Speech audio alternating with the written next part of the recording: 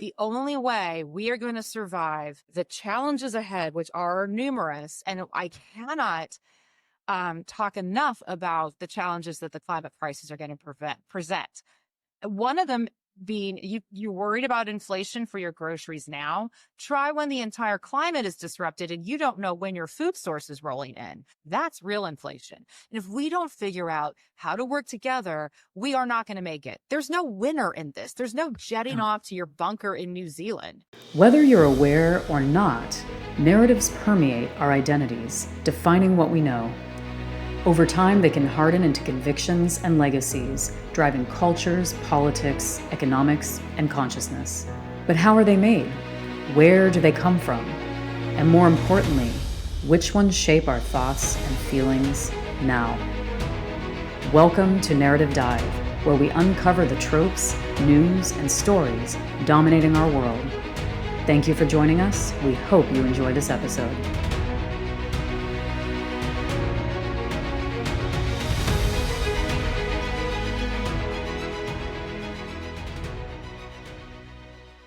Welcome back to Narrative Dive, where we are deep diving into the stories dominating and driving our world. Today, I have a guest I'm very enthusiastic about, Michele Mitchell, and we are going to be talking about one of the biggest plagues in American democracy right now and democratic dialogue, and that is the anger industrial complex. Michele's award-winning career as a human rights filmmaker includes the documentaries Haiti, Where Did the Money Go?, which aired on PBS an impressive 1,100 times, and the feature documentary, The Uncondemned, which I personally had the pleasure of emceeing events for in Chicago multiple times when it came out. It had a U.S. theatrical release in 40 cities and has a 100% rating on Rotten Tomatoes, which is a very hard thing to obtain because people on the internet are assholes, as we all know. It's been translated into 6 languages and has continuously toured the world since 2017. And you should all see it, The Uncondemned. She is the recipient of the National Edward R. Murrow Award for Best Television Documentary, the Gracie Award for Best Investigative Documentary, the CINE Golden Eagle and CINE Special Jury Award for Best Investigative Documentary, as you guessed, Gracie Award for Best Investigative Feature, Brizzolara Family Foundation Award for Peace and Resolution, and the Rabinowitz Award for Social Justice, among others, as if you could win more awards. As an investigative correspondent for Bill Moyers on Now PBS, her critically acclaimed work spanned political corruption, economic issues, and modern-day indentured servitude, all the most pressing topics we need to be discussing. As a political anchor at CNN Headline News, she focused on U.S. elections and post-9/11 legislative issues regarding terrorism and corruption. An Ochberg Fellow at Columbia University's Dart Center for Trauma and Journalism, Michele's human rights work includes an investigative stint with the USC Shoah Foundation to gather evidentiary testimonials from the Rohingya survivors fleeing Myanmar. Her podcast, one of the reasons I brought her on this show, The Cocktail Conversations, is focused on unraveling the anger industrial complex, nonetheless, in the United States with a little help from wine. We all need that these days. She's the author of 3 books and began her career, of course, on Capitol Hill. Currently in production on her new nonfiction feature, OG, or The Right Side of History, Wrong Side of the Law. She's strongly against the Oxford comma, and her new favorite word to drop in conversation is kakistocracy. You'll have to tell me about that one. Welcome, Michele. I'm thrilled to have you, by the way. Well, thank you. I'm excited to be here. And, I'm going to tell you what that word means. It means government by the least suitable people, or the most incompetent. And when I heard this, my co-producer on OG, Oren Moverman, I'm going to give him credit because he's the one who told me about it. And I was like, that is the best word I've heard in a long time. And it explains a lot of places and situations in I would say, a very elevated way, I love it. That's great. Well, one of the reasons I wanted to bring you on was to talk about the anger industrial complex, because you were producing a show, among the many things that you've done, about this very topic. And before we get into that, to give a little bit of background about how we got this phrase, some of you may not remember this depending on what generation you are. I vaguely do because I was quite young at the time. But in the early 2000s, a very renowned investigative journalist named Dana Priest, and if you don't know who she is, then you should know, she really blew the national security doors open on what was known as the terrorism industrial complex. So that's where we started seeing an introduction of this term in mainstream media. And this terrorism industrial complex was this vast network of black site prisons run by military contractors and different businesses and shadow companies. And this industrial complex term started finding its way into just about everything after that. I feel like that's where this started to become really cool. And so an industrial complex, before we really dive into this, I would describe this as a socioeconomic concept because it's describing interconnected relationships between businesses, our social systems, and our political systems. And when they all become intertwined, we start seeing ding, ding, ding, human rights violations and all kinds of concerning behaviors and things cropping up somehow in the background where people aren't exactly seeing what's happening or understanding the broader picture. And so after the 2016 presidential election and all the information started coming out about manipulation of big tech platforms, the Cambridge Analytica scandal came to light, and people started understanding, and I've extensively reported on this in recent years, how we were being manipulated by social media and how the manipulation of our anger and the algorithms within the social media were essentially boosting posts of us being more and more angry about political topics. Then there was the Russian interference in the election. So there's many things we could go into here, but basically the term anger industrial complex and outrage industrial complex started becoming part of the vernacular. So because you produced cocktail conversations about this very topic, which I want you to tell everybody what the show is about, you had intended to turn it into a TV show because of the timeliness of it. Why would you? I almost feel like this is a dumb question, but because I know the answer, why would you choose to take this topic on? Because this is a beast.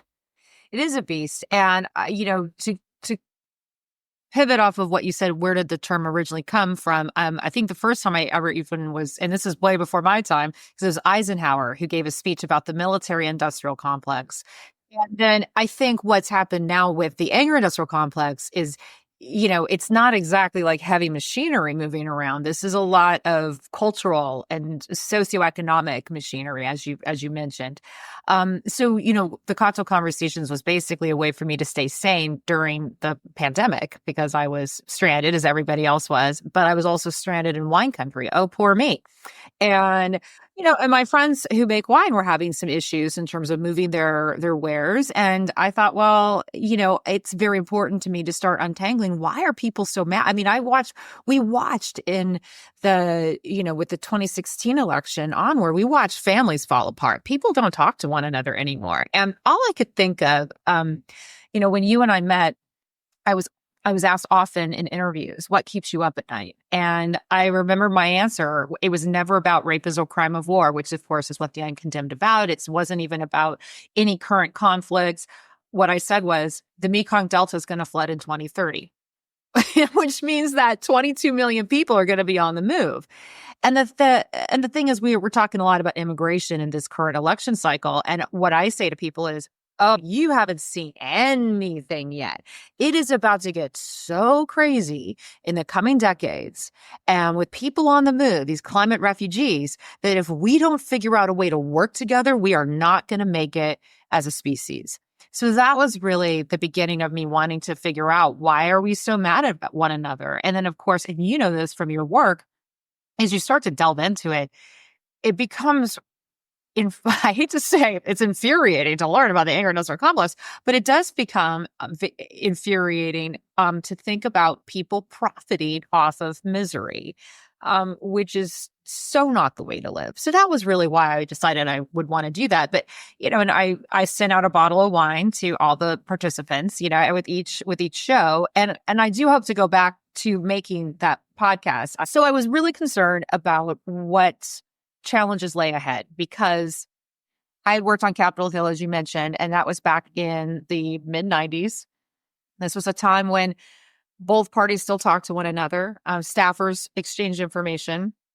It was a lot of fun. It was a lot of fun. You really felt as a young person, you were learning things, important things. You were meeting people from all around the country who were there for largely altruistic reasons. You're not making a lot of money as a staffer. I think I made $24,000 a year and thought that was great.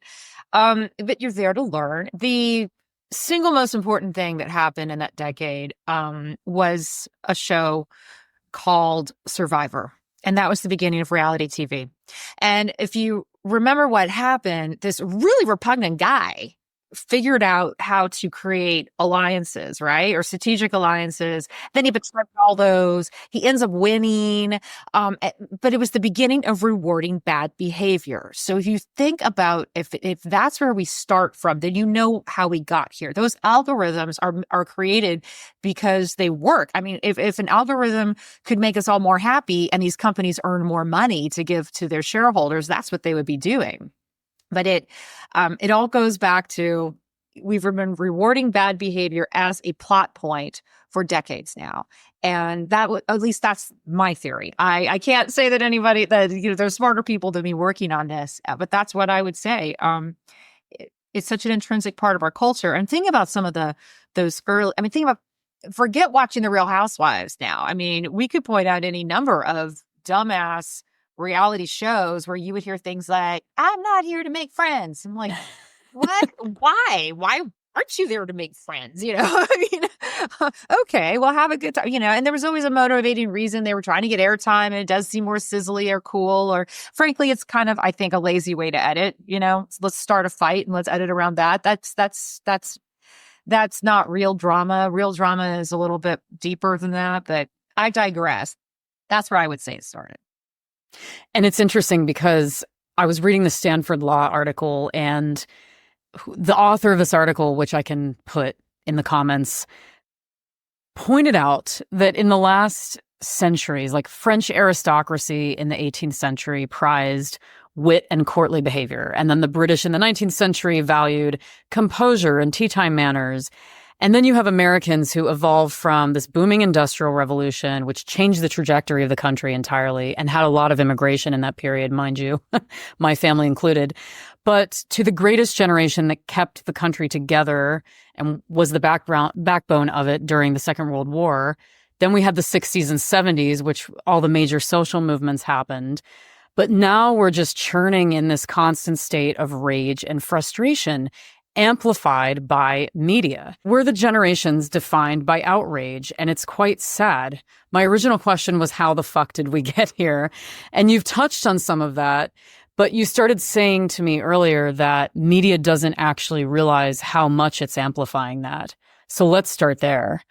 Well, I brought this up during one of my shows to some of the folks I used to work with at CINE who were guest stars, but I remember before we even started taping some of those shows, one of them said to me, Michele, I think you have a very short view of what the history of media is all about, because this idea that it's public service is a relatively recent invention or expectation. And most of history of our history in the U.S. with media has been, it's political, it's opinionated, and it's aimed at a very specific, not general audience. This idea that, we go back to the fairness doctrine and who the airwaves are owned by is by the people, et cetera, et cetera. But what we came up with in terms of our journalistic training, which was both sides, fairness, you're a neutral observer, just the facts, et cetera, that's new. And now we're back to kind of what historically has been. I don't think that that's a great thing. I think it's way more fun to be doing it as an act of public service. But if you talk to I remember talking to Clarence Page, who's for a long time on the editorial board of the Chicago Tribune, and he said that when there was an immediate change in media as soon as the fairness doctrine was dropped in the early 80s, which, by the way, Ronald Reagan gets blamed for, but it wasn't Ronald Reagan, it was Jimmy Carter, which is an interesting fact. So, but as soon as the fairness doctrine was dropped, there used to be a public or a community liaison for a newspaper, for a television station, for a radio station, and then that job disappeared. And, you've also seen a steady erosion of who owns media companies, et cetera. But I would like to go ahead and put this in context of my television career, because I was at CNN Headline News. I started as a political analyst, and I caught in 2000. I caught on with the audience, which is why they hired me to be political anchor. And that I was there in 2000. That was the last election that Ted Turner was involved with. And the AOL Time Warner merger happened. And a man named Walter Isaacson, who's gone on to a very distinguished career. He had a distinguished career anyway, and he came in to CNN. And this is a man who had no job in television at all. I mean, I didn't have a job in television before I was at CNN, but I was a reporter. He's a reporter. It's not that hard to learn. I mean, you ask questions, pay attention to what your people who've come before you have done, and they will be very helpful. I mean, CNN was a wonderful, wonderful place to be. So Isaacson comes in, and at the time, Fox News is on the rise, and they were bringing on a lot of people who were talking heads to argue with each other. Okay. Well, then I remember getting called in by my boss saying, Michelle, can you start using some more of your California-isms? And I'm like, what are you talking about? I'd worked so hard to not sound like I was from California. I'd worked so hard to be taken. I actually dyed my hair dark. I had like auburn hair. If you get any of the photos of me when I was at Headline News, I was very much a brunette because I wanted to be taken seriously. So I was very confused by this Californiaism thing. And then I was also told, well, you can start giving more of your opinion. Really? I have 2 degrees in journalism. I thought I was supposed to get some facts. And it's hard to be a reporter, right? You call and you call and you call and you get told to go sod off half the time. So it began with the breaking of what we expect from our news. And we were uniformly told it wasn't just happening at CNN. It wasn't just Walter Isaacson's office giving the edict from on high. All of these networks decided to start putting on more and more pundits. That became a thing, if you remember. Like all of a sudden we had, yeah. And I mean, what was that? That didn't happen before. You had terrific investigative reporters for major newspapers and magazines. All of a sudden, they are doing these hits on television, and they're loving it because they're getting attention, and they're wearing their face makeup to the bar, and meeting people, and the celebritification of certain media figures began, and which was super fun if you were the media figure, but it probably was a little confusing to people at home because you're watching these folks thinking what they're talking about is real, but we were all being encouraged to give our opinion. Very different from the way we were trained. And that became the wave of the future. I mean, after 9/11, the Patriot Act was passed. I read it. I was trained to read legislation. So I read it, unlike most of Congress, and I did a lot of stories on it. And I actually got called in by my boss and told, do you realize that we're at war here? And I thought they meant at war with, Afghanistan. And they said, we're at war with Fox News. And I went, what? And then I was told, you need to be more patriotic in your reporting. I wasn't the only reporter told that. I thought it was pretty patriotic to read the legislation and to let the audience know that habeas corpus had been suspended. That's kind of an important thing to know. But, essentially what I'm trying to wrap around to is in the early 2000s, every single news source, at least television-wise, broke their brand, stopped giving you news, and started giving you infotainment. And there was a lot of pressure to do that because the bosses changed. Instead of it being somebody like a Ted Turner at the top, you were beholden to these people who were trying to pay off their shareholders. And we have now watched this business proposition replicate itself across all forms of media. You've seen hedge funds buy newspapers, for instance, the Chicago Tribune, and there is no Chicago Tribune anymore. You've watched venture capital firms buy strings of local newspapers, and there are very few local newspapers now. And I could go on and on and on. It's not about informing people. It's about again, making those shareholders happy. And I'm not against making shareholders happy. I have plenty of money in the stock market. I'm all for that. The fundamental issue is what is the purpose of media? What is the role of media?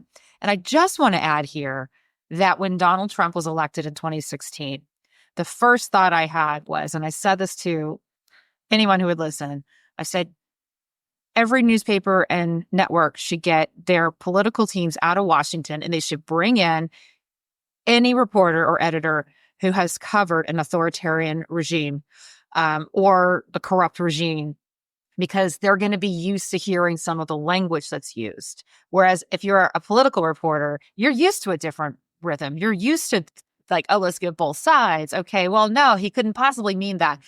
Think about how John Lee Anderson would have covered the first Trump administration. He would not have fallen for some of the stuff that happened, the shenanigans that went on. And we're seeing now, recently in the last couple of weeks, that there are members of the media, Jake Tapper being one of them, who are calling out the lies, the repeated lies.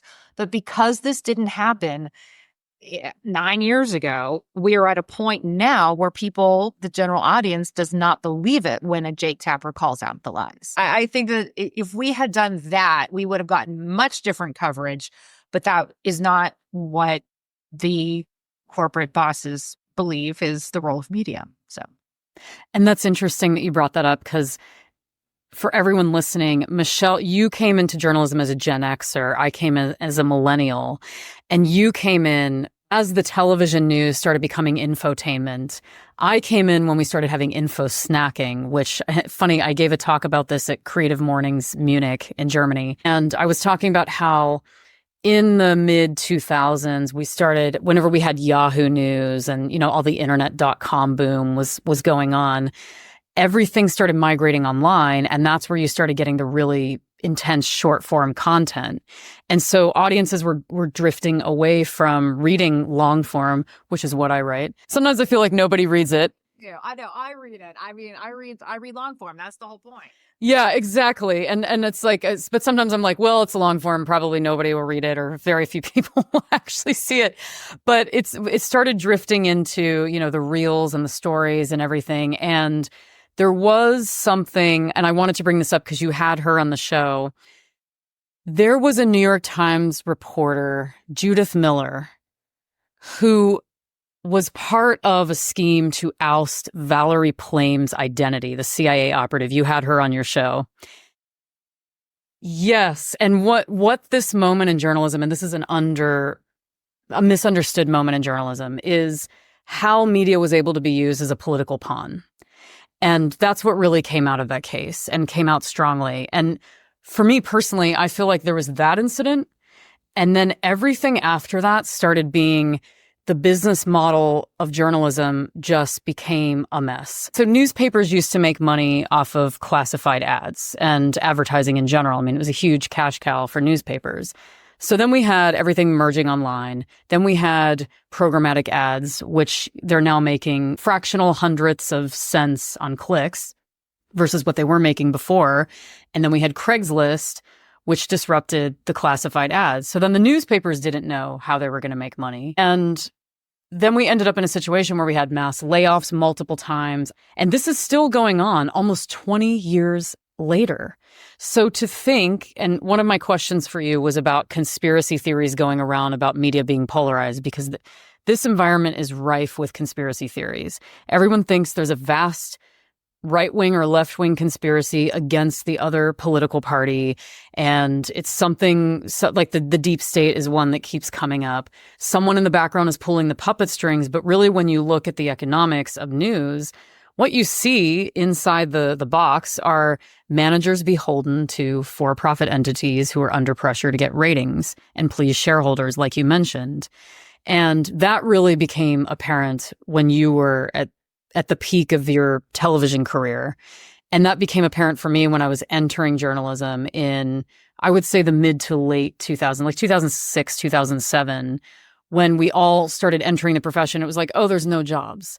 So I was that person who was like, well, fuck it, I'll just write a book then, or two. What I've tried to explain to a lot of people when I've spoken on panels is it's not quite the conspiracy that you think.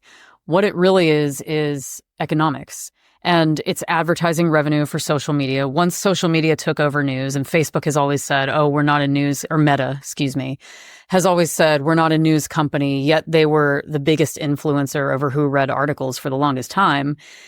I've told people, you have to look at the economics. It's not some conflated conspiracy theory. It's that we have not figured out how to make solid investigative reporting like what I reference with Dana Priest. I love using her as an example because I interviewed her for Neiman Reports about the black site prisons. Nonetheless, it's how do we fund this kind of reporting? And it's almost like there's nonprofit business models, but no matter what the business model is, there's the concept of audience and who is actually going to read and interact with our content, what's being produced. We have to kind of report to the direction and voice that they are going. Otherwise, they'll turn away from us and we'll lose the money. We'll lose the revenue. So how is this now encouraging and prolonging the anger industrial complex problem? I mean, we are not prepared to live in a world where 4 people control all media, right? No. We're just not. That is not a world any of us want to live in. And, one of the things that was shocking to me about, I guess in a way, it didn't bother me so much that the Washington Post didn't run a presidential endorsement. What bothered me was how it was handled. The fundamental overlapping of business interests with these folks is not compatible with the idea of media being an information-based, trustworthy source for communities. And really what we have to take a look at is, well, what do we expect from community?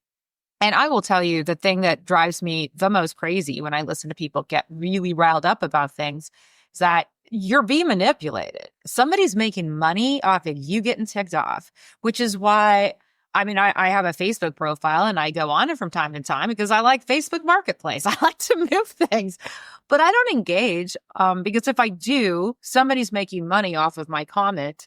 I actually, although I do have an Instagram, which is public, so you can go on it and yell at me. That's fine. I don't care. I'm not on it very much because what I realized was I was spending.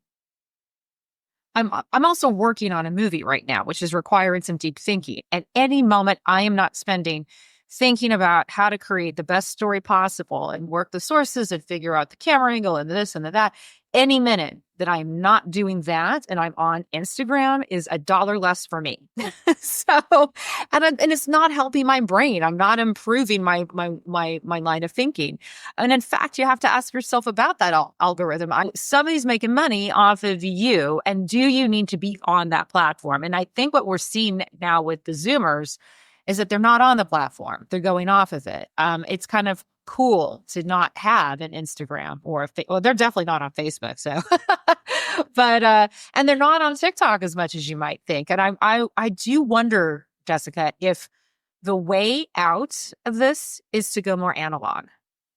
That is interesting. There was an article in The Atlantic about that. I believe it was The Atlantic a while back, where they were talking about if these platforms disappear, where does dialogue go? How do we talk to each other? And I'm speaking on a panel at Denison University next month about everyone's favorite topic these days, abortion and reproductive health care and human rights.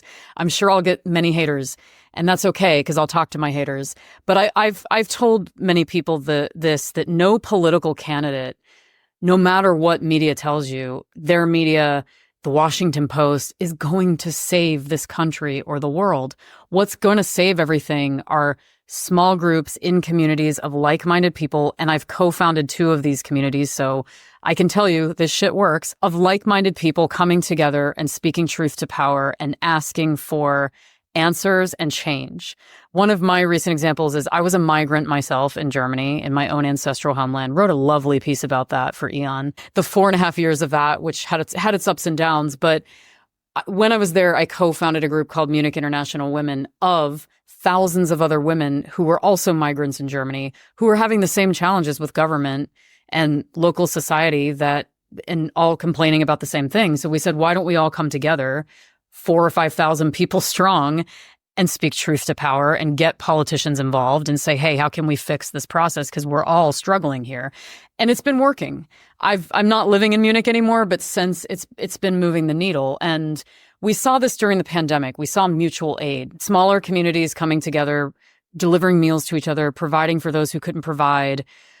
That is where, if we get off these platforms and this noise, things will, from my theory, will fall back to, which is more productive in many ways. And that's what leads into my next question is, one of the cornerstones of the anger industrial complex is that this information is so confusing. I mean, it is fucking confusing nowadays. What do you believe? What do you not believe? You're constantly hit with the vaccines are fake, the vaccines are real. There's so many contrasting, very right-looking things. And we saw this in 2016 with the Russian interference in the election when they were making fake Facebook pages. The Internet Research Agency was making fake Facebook pages about both political candidates, Clinton and Trump, and pitting Americans in actual communities against each other. This is someone from thousands of miles and kilometers away manipulating communities to turn against each other and fight. I mean, people were killed.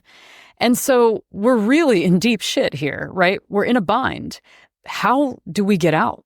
Is it getting off the platforms entirely? Is that the answer? I think that, I mean, we're going to have to get off the platforms, but there's, you know, what you touch on, this whole idea of community. My first book, the one that I wrote, Leaving Capitol Hill, and moving into television, was called A New Kind of Party Animal, How the Young Are Changing Politics as Usual. And I was on a lot of talk shows with Kellyanne Fitzpatrick, as she was then known, Kellyanne Conway now, and Tucker Carlson, and Jake Tapper, and Laura Ingraham, all these people that we now see where they are now, but we all kind of came up together at the same time. And I was the one in the middle. And because I was a lowercase I independent.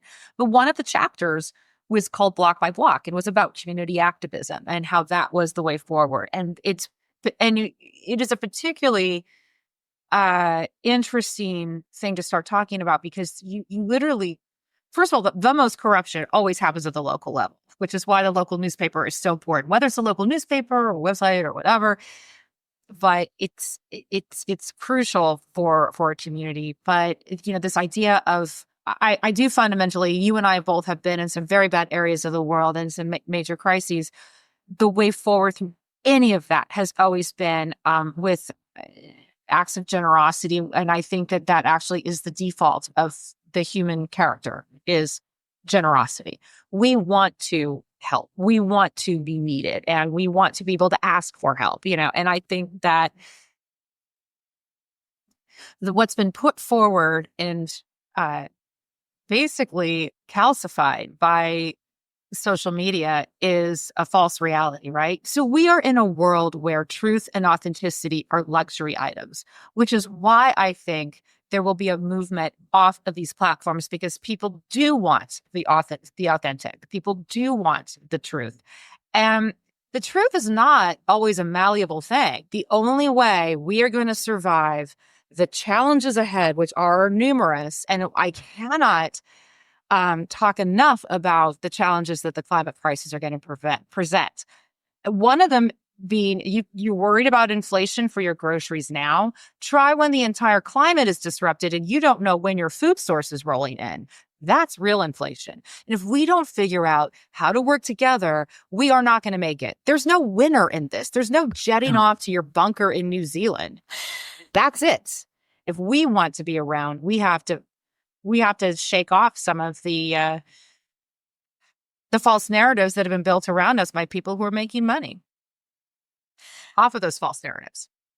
That's very true. And it's starting to get to that point now, because we're seeing independent creators creating, like, you have podcasts, they're now unedited. That's become a new topic where they're going on and on, 2-3 hours long.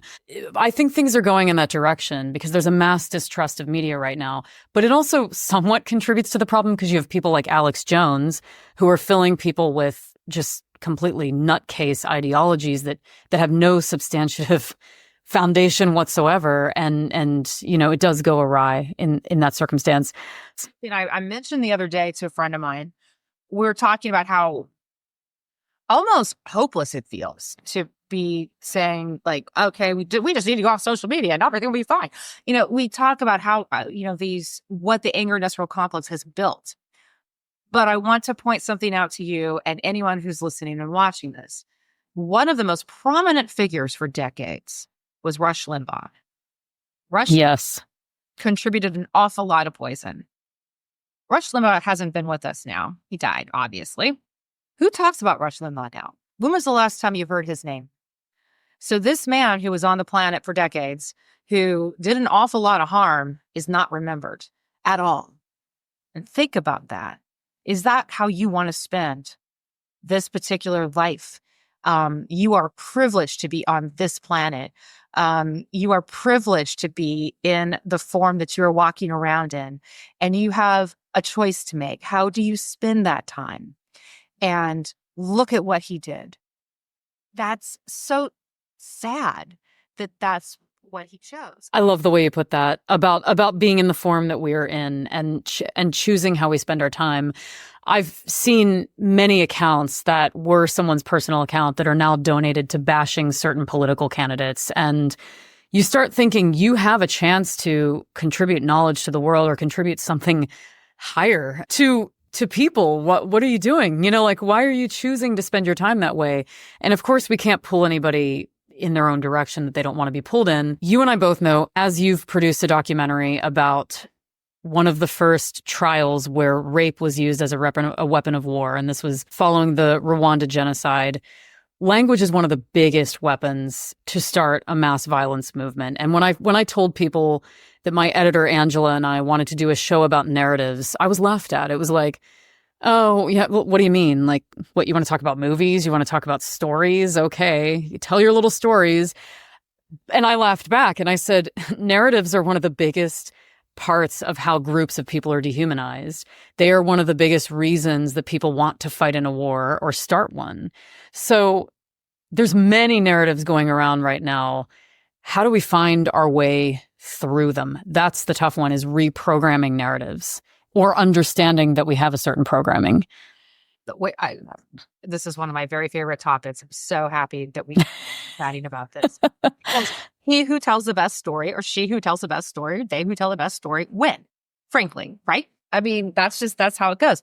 Part of what's happened because of social media is that there is not that immediacy when you use words, right? Because you can use these things with impunity. You don't have to face the reaction. We know how powerful the media as a tool can be. With you mentioned Rwanda, we know that Radio Milcolin was incredibly effective in promoting, let's use that word, promoting that genocide. And people have gotten better at telling a quick and false narrative without us being able to tell if it's true or not. I'll give you an example of something that drove me nuts. And because I will send this to my nieces and my nephew. Sorry, guys, but I'm going to tell it. So there was this, I don't know if you remember hearing this, but there was this rumor on TikTok that Helen Keller didn't exist. I did hear about that, yes. Craziest thing. Remarkably, yeah. I called my older niece and I was like, you don't really think that, do you? She says, well, Aunt Shelley, how could she do everything they say she did? I was like, well, because she did. She, she had this like book and she was on stage and she says, well, how do you know? Were you there? And I thought, okay, well, I know you think I'm old as dirt, but no, surprisingly, I was not there at the turn of the 19th century. There's this need for that firsthand experience, or at least being able to trust somebody who you believe has had it.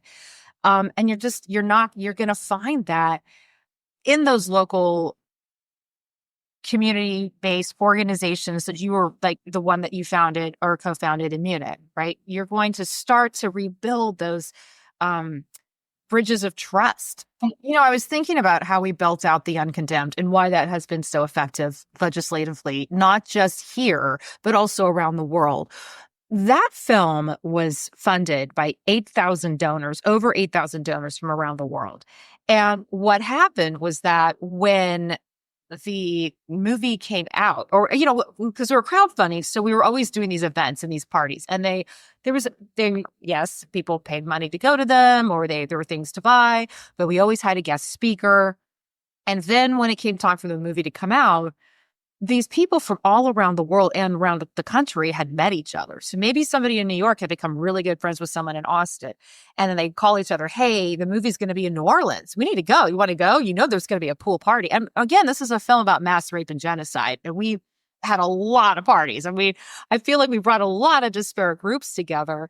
But it worked because that movie is still out there and it's still having an effect, and it stays out there. That long tail exists because we did the hard work of building a community around that film, but that community now exists beyond the film, which is great.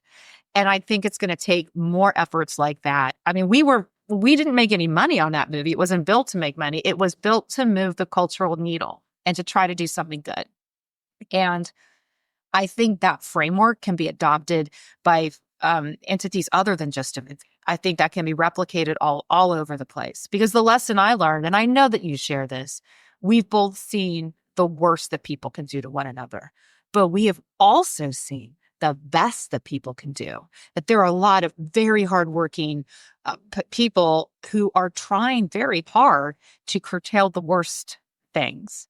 And so I think both of us we often say to each other, our faith in humanity is completely intact. So even as we're having this conversation about the anger industrial complex, I'm like, dude, you want to short that stock because it is not going to be around. It is not. I absolutely refuse to feed that beast. And maybe that's also what it takes, Jessica, is that more of us have to say, I'm not going to feed that beast anymore. There are better ways for me to communicate to people, even if they're not like-minded. I don't need to agree with you with everything, but if you make a really good, I don't know, if you're really good at barbecuing, I'm going to want to hang out at your house and watch the game, So I think it's going to be ways forward like that, where it's almost incredibly individualistic, and you have to tune out. You really do have to tune out some of the white noise, right? I mean, that's just a distraction.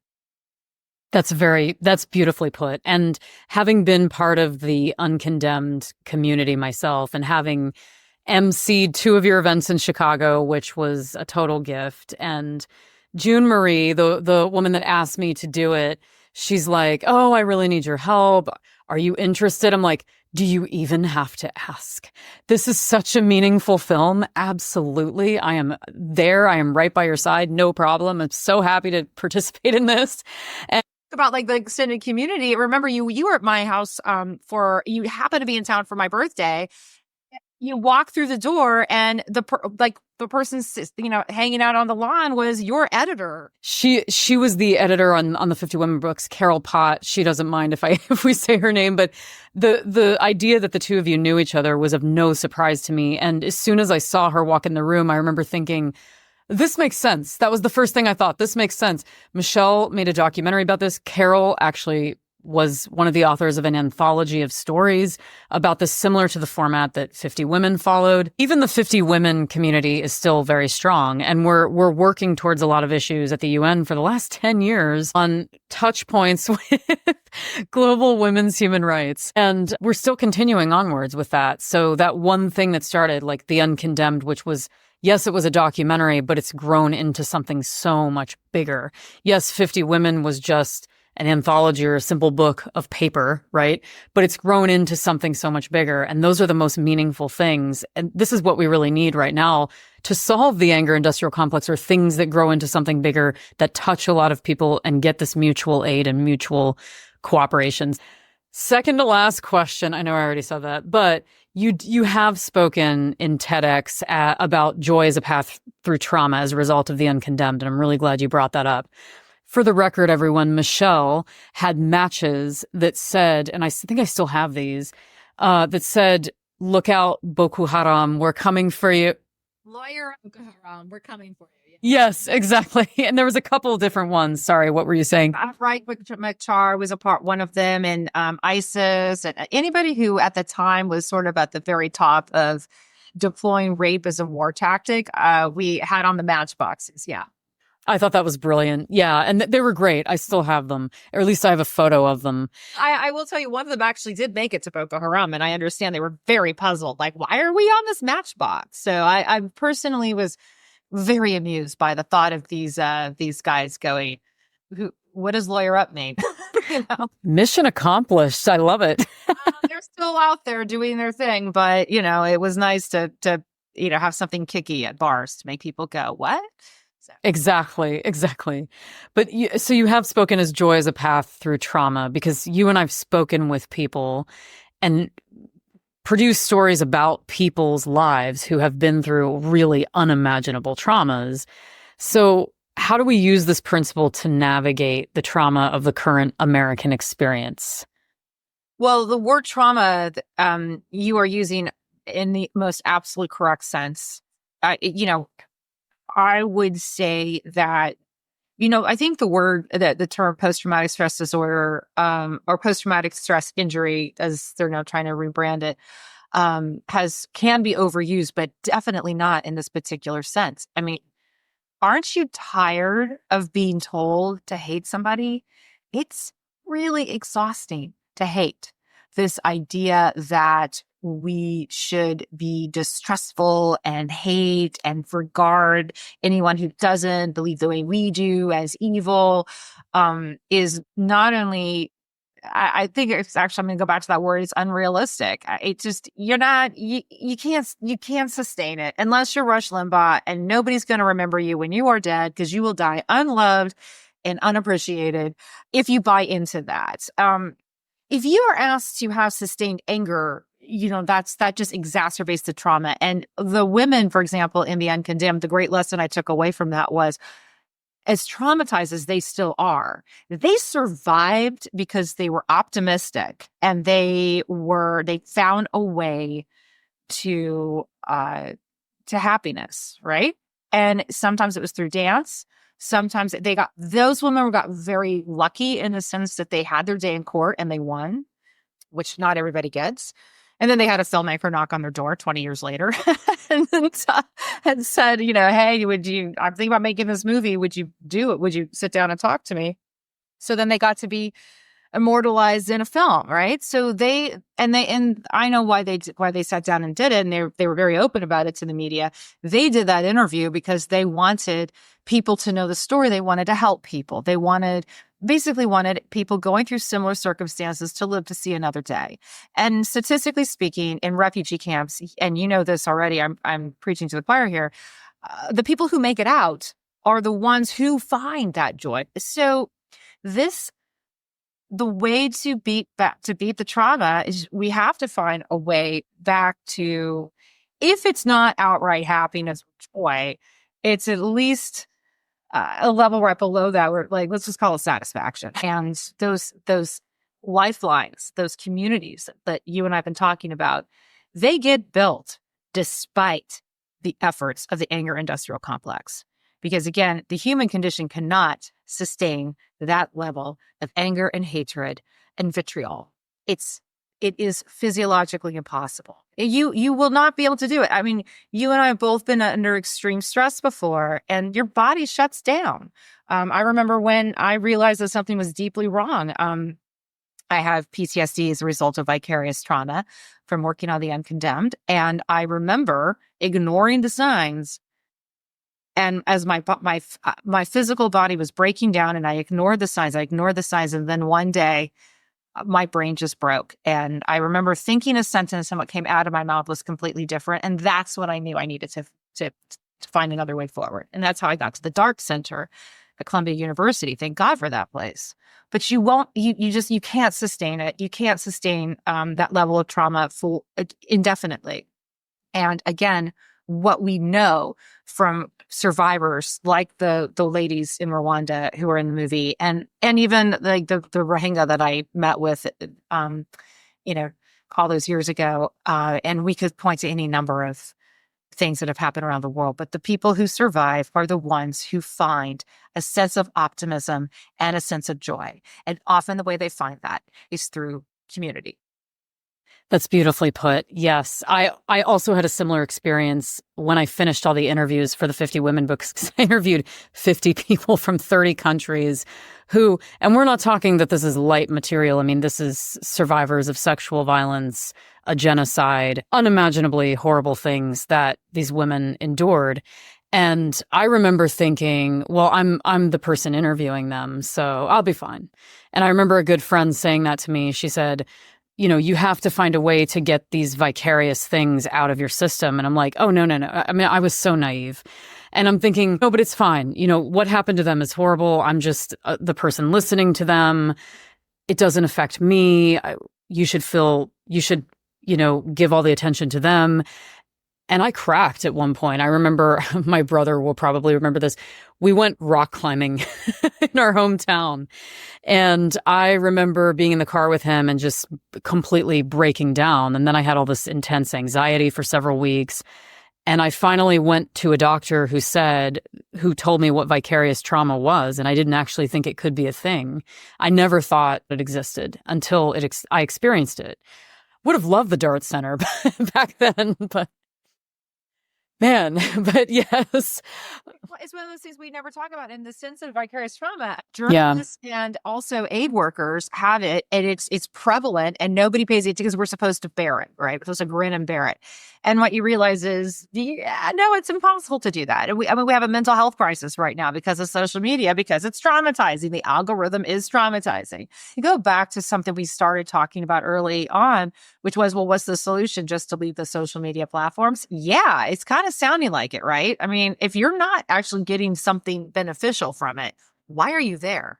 You are right in saying that the body cannot sustain this. Like, you can't sustain angry. Your blood pressure is going to be sky high, right? You're slowly killing yourself. And that's one of the biggest concerns I've had about this country since coming back from Germany earlier this year and sort of watching this happen from abroad, which was an interesting bird's eye view, but also being in a country that was going through its own issues. That was one of my biggest concerns, is we literally cannot sustain this. The America as a body cannot sustain this. But I do see we're past the illusion and delusion around what has been going on with it. We're starting to understand the cause, and that's the first step. No matter what happens on election day, there is going to be some segment of a traumatized population. And my hope is that we do find those ways forward and together, because again, in a world that is about to really change, where things are going to become scarce, it's not winner takes all. That's a huge lie. We have been told over and over again, winner takes all, move fast and break things. That's actually not how things really operate.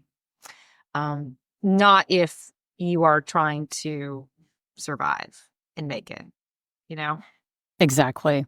So, Michele, the last question that I ask every guest is, what narrative have you challenged lately, and what did you learn in doing so? The decision to have or not have children is a pretty personal one. And obviously, I did not have them.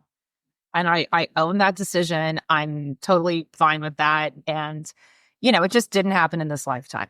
I don't think anything has irritated me as much as J.D. Vance saying that if you don't have kids, you're a psychopath.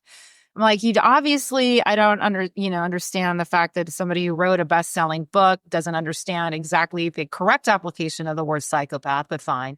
Anyway, if you don't have a kid, if you haven't had a kid, and mind you, he's not saying that about the guys. He's saying it very specifically about women. If you didn't have a kid, you're a psychopath. And then, of course, he had that great line, childless cat lady. Yes. He goes on to say that we don't deserve have our vote counted the same. And there's a whole diatribe to that. And it's part and parcel of a larger ethos put forward by a very small segment and very influential segment of the most conservative part of the Catholic Church. So I was at a dinner in New York and with legit billionaires. And it was just me and a couple of them sitting there at a table. And I did not ask them for money for my movie. That wasn't the point of it. So anyway, topic of politics comes up because I happened to be there sitting there with them when Eric Adams, the current mayor, was indicted. So politics comes up, and I then have an opening to say, so are you, what are you guys feeling about the presidential election? And then they tell me they're going to support Trump because of taxes. Okay, that's what they've decided to do. So then they have the opportunity to say, well, who are you voting for? And I'm right now in the state of California because I'm making this movie, but I registered to vote and I pay my taxes in New York. So I said, well, considering that your guy's running mate called me a psychopathic, childless cat lady, I'm flying back to New York to say, fuck you in person. And that's how I'm going to vote. And they started laughing. It was really fun to push back on this idea of if you didn't have kids, that it wasn't as, they got it. It was a fun moment. We actually had a more sustained talk about politics in general. But it was fun to push back on this narrative that my life just sucks and I regret my choices, because that is what Vance has put forward and what that whole movement has put forward. We make difficult decisions every day, Jessica. Everybody does, right? How are you going to conduct yourself in the world around you at this moment? And whether that's getting in your car and not, flipping someone off as they cut you off and letting you go, or, just choosing to participate or not participate in the agro-industrial complex. We are absolutely. So I think that, and the one of those parts does not necessarily have to be that you reproduced. Thank you, Michele. You've been an absolute pleasure to be on Narrative Dive. And I look forward to the next time we meet in something like this, because who knows what it'll be. Maybe I'll be emceeing your new documentary in another city or country. I hope you are. I think that I am loving working on this one because it has every story that you live with the story for 3-4 years, and every time it changes you. And I have absolutely become a better person working on this. It has really changed my mind. One of the things that helped this particular community a lot in terms of what they were up against. And again, we're talking about cannabis here, but this sense of community. I mean, we keep coming back around to this, but these are the happiest people I've ever met in my life. And the reason is because even though they fight with each other, they get in arguments, and there's been all sorts of shenanigans that have happened, but they are there for each other in a way and have built something culturally. They have a community center, they've got a theater, they've got a this and a that, but it really, that's how you want to finish and how you want to spend your time on this planet.